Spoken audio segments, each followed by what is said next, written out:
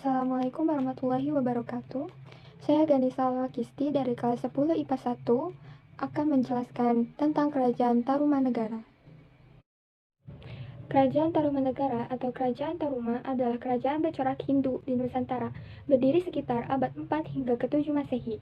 Kerajaan Taruma adalah kerajaan Hindu beraliran Wisnu, dan kerajaan tersebut terletak di tepi Sungai Citarum, Jawa Barat. Pendiri Kerajaan Tarumanegara yaitu Maharesi Jayasinghawarman dari India yang datang ke Nusantara karena kekacauan dan penjajahan oleh pasukan Maharaja Samudragupta dari Kerajaan Magadha. Kerajaan ini mencapai puncak kejayaannya pada masa pemerintahan Raja Punawarman yang berkuasa sekitar 395-434 Masehi. Di bawah kekuasaannya, rakyat dipimpin bijaksana dan Tarumanegara berhasil menguasai 48 daerah. Kita simak dari segi letak dan wilayah kekuasaan berdasarkan penemuan beberapa prasasti tentang Kerajaan Tarumanegara, bahwa letak kerajaan itu di wilayah Jawa Barat dengan pusat kerajaan terletak di sekitar daerah Bogor. Adapun wilayah kekuasaan Tarumanegara meliputi daerah Banten, Jakarta mencapai perbatasan Cirebon, sehingga dapat ditafsirkan bahwa pada masa pemerintahan Raja Purnawarman, wilayah kekuasaan Kerajaan Tarumanegara hampir menguasai seluruh wilayah Jawa Barat. Setelah kita selesai mengamati letak dan wilayah kekuasaan, mari kita lihat dari segi kehidupan politik. Dalam kehidupan politik, Raja Punawarman adalah raja besar yang telah berhasil meningkatkan kehidupan rakyatnya. Hal ini dibuktikan dari prestasi Tugu yang menyatakan Raja Punawarman telah memerintahkan untuk menggali sebuah kali. Penggalian sebuah kali ini sangatlah besar. Artinya, karena perbuatan kali ini merupakan perbuatan saluran irigasi untuk memperlancar pengairan, sawah-sawah, dan pertanian rakyat. Setelah kita lihat dari kehidupan politik, maka selanjutnya kita lihat dalam kehidupan ekonomi. Prasasti Tugu menyatakan bahwa Raja Punawarman memerintahkan rakyatnya untuk membuat sebuah terusan sepanjang 6.122 tombak. Pembangunan terusan ini mempunyai arti ekonomis yang besar bagi rakyat, karena dapat dipergunakan sebagai sarana untuk mencegah banjir serta sarana lalu lintas pelayaran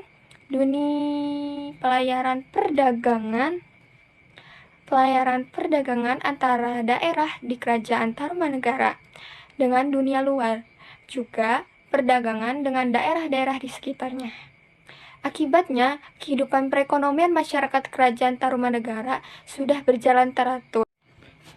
Setelah dari kehidupan ekonomi, mari kita lihat dari segi kehidupan sosial budaya. Kehidupan sosial Kerajaan Tarumanegara sudah teratur rapi. Hal ini terlihat dari upaya Raja Purnawarman yang terus berusaha untuk meningkatkan kesejahteraan rakyatnya. Raja Purnawarman juga sangat memperhatikan kedudukan kaum Brahmana yang sangat dianggap penting dalam melaksanakan setiap upacara korban yang dilaksanakan di kerajaan sebagai tanda penghormatan kepada dewa. Dan kehidupan budaya bisa dilihat dari teknik dan cara penulisan huruf-huruf dari prasasti-prasasti yang ditemukan sebagai bukti kebesaran Kerajaan Tarumanegara. Dapat diketahui bahwa tingkat kebudayaan masyarakat pada saat itu sudah tinggi. Selain sebagai peninggalan budaya, keberadaan prasasti-prasasti tersebut menunjukkan telah berkembangnya kehidupan tulis-menulis di Kerajaan Tarumanegara. Prasasti-prasasti peninggalan Kerajaan Tarumanegara. Yang pertama yaitu Prasasti Jambu. Prasasti Jambu atau Prasasti Pasir Koleyangkak ditemukan di Bukit Koleyangkak di perkebunan jambu sekitar 30 km sebelah barat Bogor. Prasasti ini juga menggunakan bahwa sang Sakerta dan huruf Pallawa serta terdapat gambaran telapak kaki yang isinya memuji pemerintahan Raja Purnawarman. Yang kedua, yakni ada Prasasti Muara Cianten. Prasasti Muara Cianten ditemukan di Bogor, tertulis dalam aksara Ikal yang belum dapat dibaca. Di samping tulisan tersebut terdapat lukisan telapak kaki. Yang ketiga, ada prasasti Pasir Awi. Prasasti Pasir Awi ditemukan di daerah Luwiliang, juga tertulis dalam aksara ikal yang belum dapat dibaca. Berikut adalah 3 prasasti peninggalan sejarah Tarumanegara. Mari kita lanjutkan, yakni Raja-Raja Kerajaan Tarumanegara. Kerajaan Tarumanegara sendiri hanya mengalami masa pemerintahan 12 orang raja. Pada tahun 669 Masehi, Linggawarman, Raja Tarumanegara terakhir digantikan menantunya Tarusbawa. Linggawarman sendiri mempunyai 2 seorang putri, yaitu putri pertama bernama Manasih menjadi istri Tarusbawa dari Sunda, dan yang kedua bernama Sobakancana menjadi istri Dapuntah yang Srijayanasa, pendiri kerajaan Sriwijaya. Secara otomatis, tahta kekuasaan Tarumanegara jatuh kepada menantunya dari putri sulung, yaitu Tarusbawa. Kekuasaan Tarumanegara berakhir dengan beralihnya tahta kepada Tarusbawa, karena Tarusbawa pribadi lebih menginginkan untuk kembali ke kerajaannya sendiri, yaitu Sunda, yang sebelumnya berada dalam kekuasaan Tarumanegara. Atas pengalihan kekuasaan ke Sunda ini, hanya Galuh yang tidak sepakat dan memutuskan untuk berpisah dari Sunda yang mewarisi wilayah Tarumanegara. Raja-raja Tarumanegara yaitu yang pertama, Jayasingawarman 358-382 Masehi. Yang kedua, Darmayawarman 382-395 Masehi. Yang ketiga, Punawarman 395-434 Masehi. 4. Wisnuwarman 434-455 Masehi. Yang kelima, Indrawarman 455-515 Masehi. Yang keenam, Candawarman 515-535 Masehi. Yang ketujuh, Suryawarman 535 Masehi sampai dengan 560 Masehi.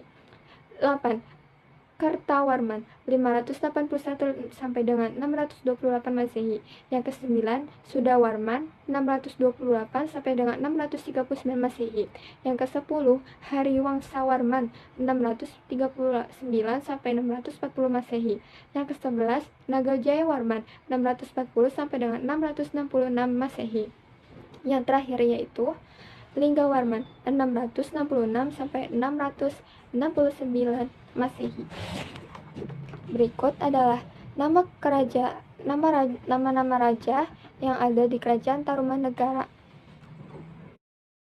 Yang saya sampaikan tadi yaitu pengaruhnya India di Indonesia tidak hanya menunjuk pada perkembangan ajaran Hindu-Buddha, tetapi juga pada aspek lain, misal aspek politik, aspek ekonomi, sosial, budaya, dan lainnya.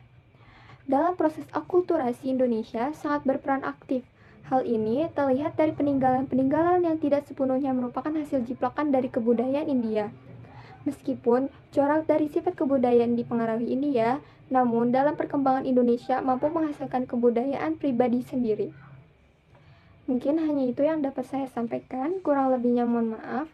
Wassalamualaikum warahmatullahi wabarakatuh.